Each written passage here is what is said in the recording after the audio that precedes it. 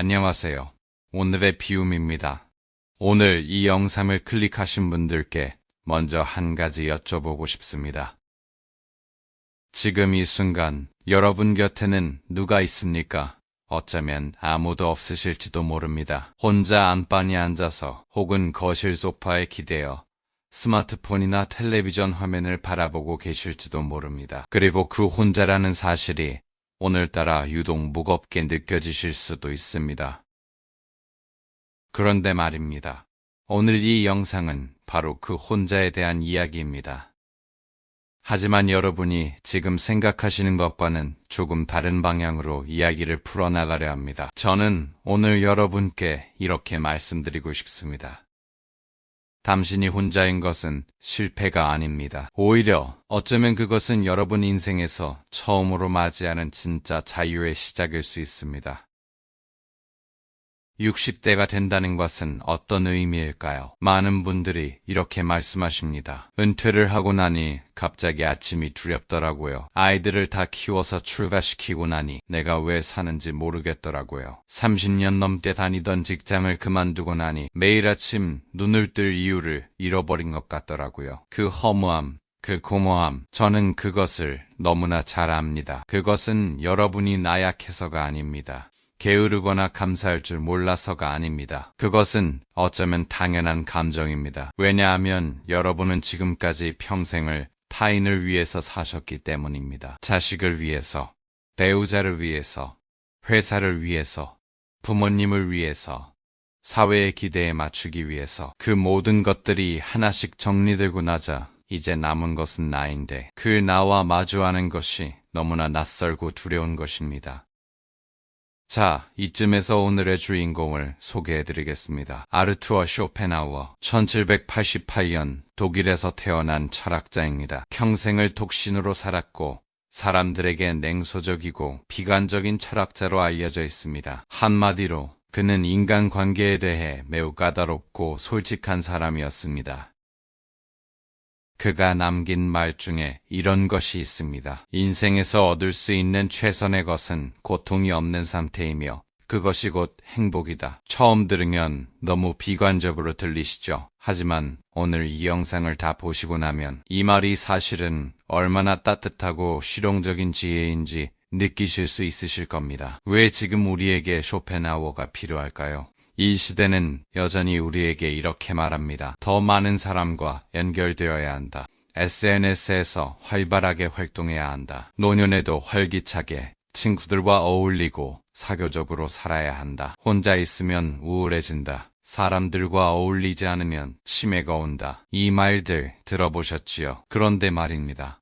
이런 말들이 여러분을 진심으로 편안하게 해주던가요? 오히려 이런 말들이 여러분을 더 피곤하게 만들지는 않으셨습니까?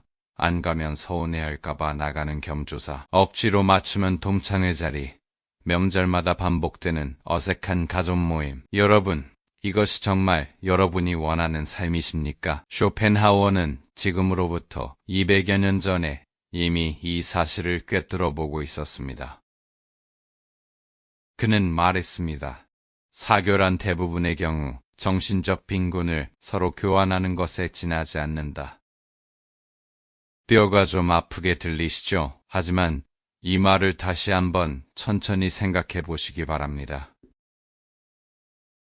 우리가 만나는 자리에서 나누는 대화들, 얼마나 많은 부분이 진심이고 얼마나 많은 부분이 형식입니까? 얼마나 많은 자리에서 우리는 진정으로 충전되어 돌아왔습니까? 오늘 이 영상은 여러분께 사람을 미워하라는 이야기가 아닙니다. 관계를 끊으라는 이야기도 아닙니다. 다만 이제는 나를 위한 삶을 살 권리가 여러분에게 있다는 것, 그리고 그 삶이 외롭고 쓸쓸한 것이 아니라 생각보다 훨씬 풍요롭고 아름다운 것일 수 있다는 것을 쇼펜하우어의 지혜를 빌려 함께 이야기해보고자 합니다. 쇼펜하우어가 남긴 가장 유명한 우화가 있습니다. 바로 고슴도치 딜레마입니다. 추운 겨울날 고슴도치 여러 마리가 있었습니다. 주위에 떨던 고슴도치들은 서로 체온을 나누기 위해 가까이 모여들었습니다. 그런데 너무 가까이 붙자 서로의 가시에 찔려 상처를 입게 됩니다. 아파서 다시 멀어지면 이번엔 추위에 떱니다. 그래서 다시 가까이 모이고 또 찔리고 또 멀어지고 이 딜레마 속에서 고슴도치들은 마침내 하나의 해답을 찾아냅니다. 서로 찌르지도 않고 추위도 견딜 수 있는 적당한 거리를 찾아낸 것입니다. 쇼펜하우어는 말했습니다. 인간관계가 바로 이와 같다고. 여러분, 한번 솔직하게 생각해 보시겠습니까? 지금 여러분 삶에서 가장 가까운 사람이 누구입니까? 자녀일 수도 있고 배우자일 수도 있고 오랜 친구일 수도 있습니다. 그리고 그 사람에게서 가장 많이 상처를 받는 것도 사실이지 않습니까? 어머니들의 경우 온종일 부엌에서 음식을 준비했건만 며느리가 한마디 어머니 요즘은 배달시켜 드세요라고 하면 그 말이 편리함으로 들리는 게 아니라 뭔가 밀려나는 느낌으로 다가오는 그 묘한 감정. 이것이 가장 가까운 사람들 사이에서도 작동하는 고슴도치의 가시입니다. 너무 가까이 붙으면 찔립니다. 사랑하는 사람일수록 그 가시는 더 깊이 박힙니다. 이번엔 친구 이야기를 해볼까요? 여러분, 동창회 가보신 적 있으시지요? 혹은 오래된 친구들 모임. 처음엔 반갑습니다. 오랜만에 보는 얼굴들. 학창시절 이야기로 웃음꽃이 핍니다. 그런데 1시간쯤 지나면 어떻게 됩니까? 어느 순간부터 대화의 주제가 슬쩍 바뀌기 시작합니다. 누구 아들이 어느 회사에 다닌다더라. 누구 딸이 강남의 아파트를 장만했다더라. 누구는 건강이 좋아서 골프를 아직도 친다더라. 누구는 해외여행을 1년에 3번씩 간다더라. 그 말들을 들으면서 여러분은 어떤 마음이 드십니까? 솔직하게 말씀해 보십시오. 순수하게 기쁘고 축하스럽기만 하던가요? 아니면 그 자리에서 나오는 길에 왠지 모르게 가슴 한켠이 씁쓸하고 집에 돌아와서 밤에 잠이 잘 안 오던가요? 이것이 바로 쇼펜하우어가 말한 비교라는 가시입니다. 가까운 관계일수록, 오래된 관계일수록 우리는 서로를 비교하지 않을 수가 없습니다. 그리고 그 비교는 우리를 찌릅니다. 그렇다면 쇼펜하우어의 처방은 무엇이었을까요? 그는 결코 인간을 혐오하라고 말하지 않았습니다. 그가 말한 것은 이것입니다. 사람들과 교제할 때는 경의와 절제를 동시에 가져야 한다. 지나친 친밀함은 결국 경멸을 낳는다. 이 말을 현대적으로 풀어보자면 이렇습니다. 사람을 사랑하되 너무 가까이 끌어당기지 마십시오. 관계를 소중히 여기되 모든 것은 공유하려 들지 마십시오. 때로는 거리와 관계를 보호합니다. 자녀와의 관계를 예로 들어보겠습니다. 많은 60대 부모님들이 이런 고민을 하십니다. 우리 아이가 전화를 잘 안 받아요. 며느리가 자주 안 와요. 손주를 더 보고 싶은데 자식들이 바쁘대요. 그런데 여기서 한 가지 여쭤보겠습니다. 혹시 여러분은 자녀에게 너무 많은 것을 기대하고 계신 것은 아닐까요? 지금까지 평생 자식을 위해 희생해 왔으니 이제는 자식이 나를 돌봐줘야 한다는 기대, 그 기대가 자녀를 사랑으로 당기는 것이 아니라 오히려 고슴도치의 가시처럼 그들을 멀어지게 만드는 것은 아닐까요? 쇼펜하우어는 냉철하게 말합니다. 인간은 본능적으로 자신에게 부담이 되는 관계로부터 멀어지려 한다고. 그것은 나쁜 것이 아니라 그냥 인간의 본성이라고. 그러니 이제 이런 생각을 해보시면 어떨까요? 자녀가 찾아오면 기쁘게 맞이하십시오. 하지만 오지 않는 날에는 그 시간을 나를 위한 선물로 여기십시오. 전화가 오면 반갑게 받으십시오. 하지만 오지 않는 날에는 조용한 그 시간 속에서 내가 진정으로 하고 싶었던 것을 찾아보십시오. 이것이 고슴도치 딜레마의 해법입니다. 찌르지도 않고 떨어지지도 않는 따뜻한 거리를 찾는 것. 한 가지 더 말씀드리고 싶은 것이 있습니다. 이것은 관계를 포기하는 것이 아닙니다. 오히려 반대입니다. 적당한 거리를 유지하는 사람이 오히려 더 오랫동안 더 건강하게 관계를 유지합니다. 매일 전화해서 왜 안 오냐? 언제 오냐를 반복하는 부모보다 가끔 연락하지만 만날 때마다 환하게 웃으며 반겨주는 부모. 어느 쪽에게 자녀가 더 편하게 찾아갈 수 있을까요? 답은 여러분이 이미 알고 계십니다. 지금 이 이야기를 들으시면서 혹시 마음속에 이런 생각이 드는 분도 계실 것입니다.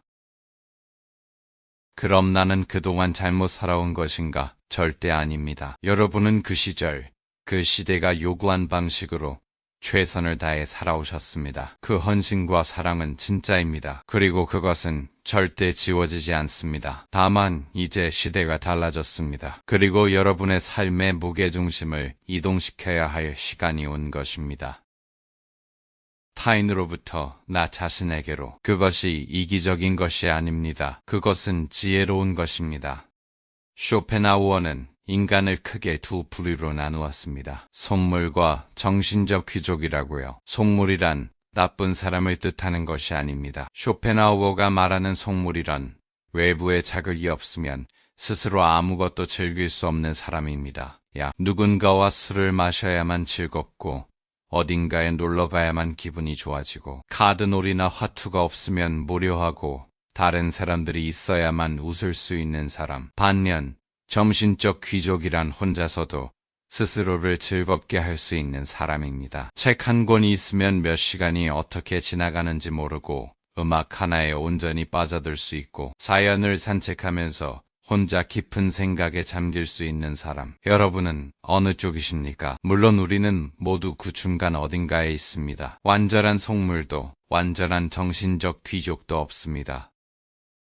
하지만 우리는 선택할 수 있습니다. 지금부터 어느 방향으로 걸어갈 것인가를. 한 가지 구체적인 이야기를 해볼까요? 제가 아는 한 분이 계십니다. 68세 남성으로 35년간 건설회사에서 일하다 은퇴하신 분입니다. 퇴직 후 처음 1년은 너무 힘들었다고 하셨습니다. 매일 아침 갈 곳이 없으니 목적 없이 동네를 배회하다가 경로당에 들어가 봤는데 화투판만 벌어져 있더라고요. 그걸 보면서 내 인생이 이런 것인가 싶어서 암담하셨다고요.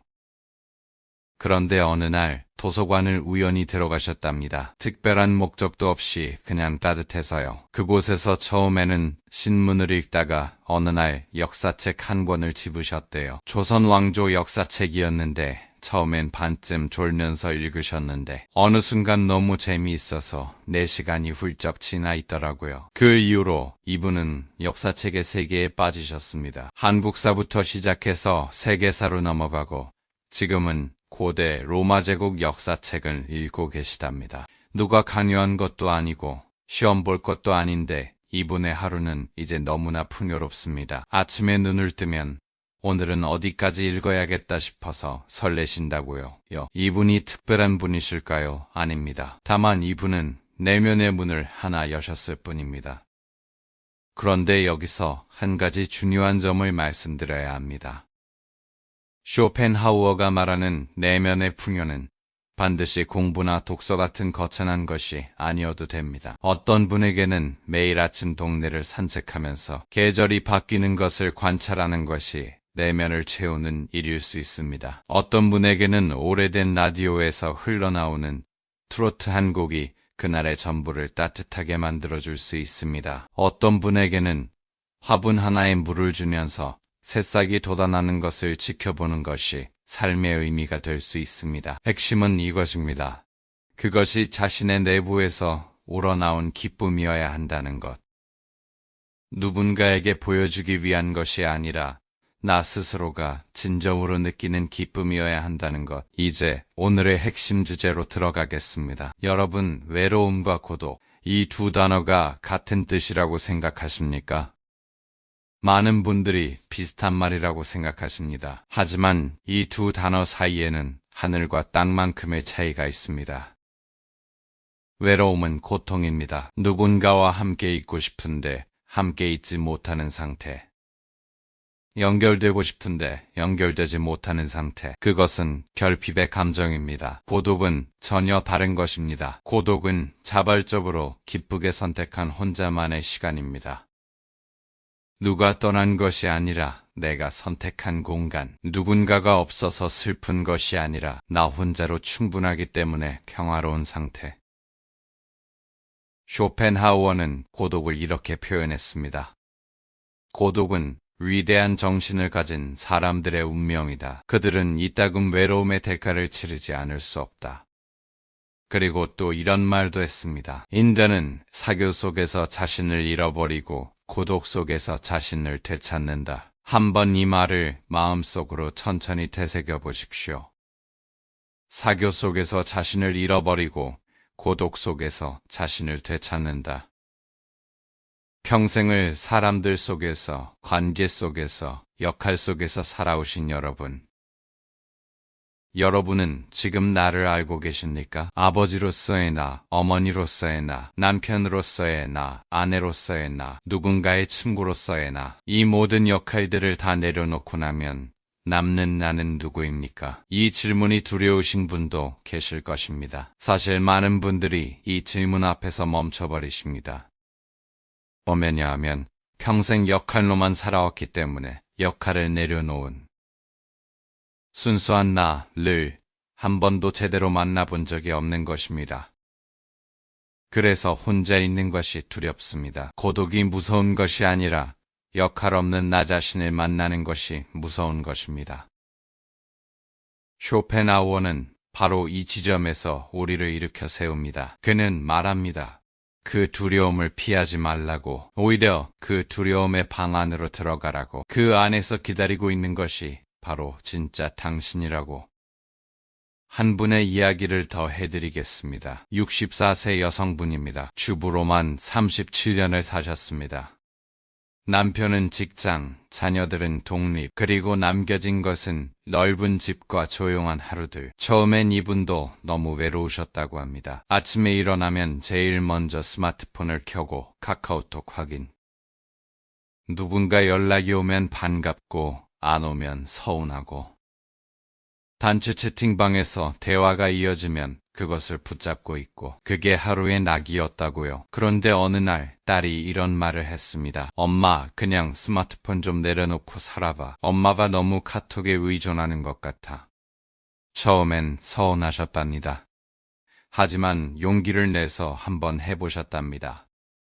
어느 날 아침 핸드폰을 방에 두고 혼자 동네 산책을 나가셨습니다. 아무것도 확인하지 않고 그냥 걸으셨답니다. 처음 10분은 불안하더래요. 혹시 연락 온 것이 있지 않을까? 누가 나를 찾지 않을까? 그런데 30분이 지나자 신기한 일이 일어났습니다. 평소에 그냥 지나쳤던 골목 담벼락의 꽃이 눈에 들어오더랍니다. 바람 소리가 들리더랍니다. 그날 이후로 이분은 매일 아침 핸드폰 없이 산책을 하십니다. 그리고 이렇게 말씀하셨습니다. 그 1시간이 요즘 하루 중에 제일 행복해요. 어머니, 아무도 나한테 뭔가를 원하지 않고 나도 아무한테 뭔가를 해줄 필요가 없는 그 시간. 그게 이렇게 좋은 줄 몰랐어요. 이것이 바로 고독입니다. 이것이 바로 외로움이 고독으로 변하는 순간입니다. 쇼펜하우어는 또 이런 말을 했습니다. 군중 속에 있을 때 우리는 가장 외롭다. 그리고 혼자 있을 때 우리는 가장 충만하다. 이 말이 처음엔 역설처럼 들리실 수 있습니다. 하지만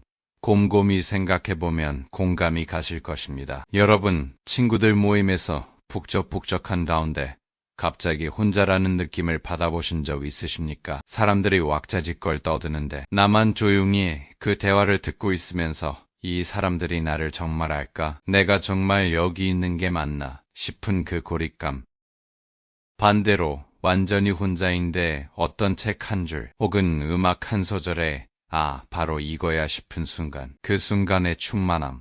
이것이 쇼펜하우어가 말한 진리입니다. 혼자라는 것은 육체적 상태가 아닙니다. 그것은 정신적 상태입니다. 많은 분들이 노년의 고독을 두려워하시는 이유 중 하나는 이것입니다. 아프면 어떡하나, 쓰러지면 어떡하나, 아무도 없으면 어떡하나. 이 걱정은 현실적입니다. 그리고 이 걱정을 완전히 무시하라는 것이 아닙니다. 하지만 이 걱정과 고독의 두려움은 다른 것입니다. 한쪽은 실질적인 안전의 문제이고 한쪽은 심리적인 공허함의 문제입니다. 이 두 가지를 섞어서 생각하지 마십시오. 실질적 안전은 현실적으로 대비하시면 됩니다. 하지만 고독에 대한 두려움은 고독을 직접 경험해봄으로써 해소할 수 있습니다. 즉, 두려움의 정체는 경험해보지 않은 것에 대한 불안입니다. 한번 제대로 고독을 선택해 보신다면 그것이 생각했던 것만큼 무서운 것이 아님을 알게 되실 것입니다. 자, 여기서 한 가지 중요한 철학적 포인트를 말씀드리겠습니다. 쇼펜하우어는 이런 말을 했습니다. 자신과 함께 있는 것이 즐거운 사람만이 타인과 함께 있는 것도 즐거울 수 있다. 이 말은 이렇게 풀어볼 수 있습니다. 혼자 있을 때 불행한 사람은 사람들 속에 있어도 결국 불행합니다. 왜냐하면 그 사람은 외부의 자극과 관심이 잠깐 멈추면 그 밑에 있던 공허함이 다시 올라오기 때문입니다. 반면 혼자 있을 때 충만한 사람은 사람들 속에 있을 때도 진정으로 기쁠 수 있습니다. 왜냐하면 그 사람은 이미 스스로 채워져 있기 때문에 관계에서 구걸하지 않아도 되기 때문입니다. 이것이 바로 고독 연습이 필요한 이유입니다. 고독에 익숙해진다는 것은 관계를 포기한다는 것이 아닙니다. 그것은 오히려 더 건강하고 자유로운 관계를 만드는 기반을 쌓는 것입니다. 내가 충만하면 관계에서 상처를 덜 받습니다. 내가 충만하면 상대방에게 집착하지 않아도 됩니다. 내가 충만하면 함께 있을 때 진심으로 주고 싶어집니다. 왜냐하면 줘도 내가 비지 않으니까요. 자, 오늘 긴 이야기를 함께 해주셨습니다. 고슴도치 딜레마부터 내면의 풍요, 그리고 고독이라는 축복까지 쇼펜하우어의 철학을 통해 우리 삶을 함께 들여다봤습니다. 마지막으로 쇼펜하우어가 말하는 행복의 정의를 요약해드리겠습니다. 쇼펜하우어는 행복을 이렇게 정의했습니다. 행복이란 커다란 기쁨의 순간들의 합이 아니다. 그것은 고통이 없는 상태, 즉 평온함이다. 이 말이 처음 들을 때는 좀 심심하게 느껴질 수 있습니다. 기쁨도 아니고 황홀함도 아니고 그냥 고통이 없는 상태. 하지만 이것이야말로 얼마나 현실적이고 지혜로운 행복의 점이인지 생각해 보십시오. 여러분, 살면서 큰 기쁨의 순간들, 자녀 결혼식 날, 손주가 처음 걸음마를 떼던 날, 오랜 친구와 술 한잔 기울이던 그 밤, 이런 순간들은 특별합니다. 하지만 그 순간들은 얼마나 자주 오던가요? 반면 고통이 없는 상태, 불안하지 않고 비교당하지 않고 상처받지 않고 억지로 하지 않아도 되는 상태, 그 평온함, 이것은 훨씬 더 자주, 훨씬 더 오래 지속될 수 있습니다. 그리고 그 평온함을 가장 많이 경험할 수 있는 곳이 바로 여러분이 온전히 혼자 있는 시간입니다. 오늘 이 긴 이야기를 끝까지 함께 해주신 여러분께 진심으로 감사드립니다. 여러분이 오늘 이 영상을 보신 것은 우연이 아닐 수도 있습니다. 어쩌면 여러분 내면의 어딘가에서 이미 이 말들을 듣고 싶었던 것인지도 모릅니다. 나는 혼자여도 괜찮다. 나는 나만의 시간을 즐길 자격이 있다. 나는 이제 나를 위해서 살아도 된다. 이 세 문장을 오늘 밤 잠자리에 들기 전에 한 번만 마음속으로 되뇌어 보십시오. 쇼펜하우어는 비관론자라고 불렸지만 저는 그가 사실은 가장 현실적인 낙관론자였다고 생각합니다. 왜냐하면 그는 인간이 어떻게 하면 진짜로 고통을 줄이고 평화로워질 수 있는지를 평생 연구했고 그 답을 우리에게 남겨주었으니까요. 내면을 채우십시오. 관계에서 적당한 거리를 유지하십시오. 그리고 고독을 두려워하지 마십시오. 그 안에서 여러분은 비로소 자유로워질 것입니다. 오늘도 여기까지 시청해주셔서 진심으로 감사드립니다. 다음 영상에서 또 뵙겠습니다. 오늘 하루 나 자신에게 조금 더 친절하게 대해주시기 바랍니다. 감사합니다.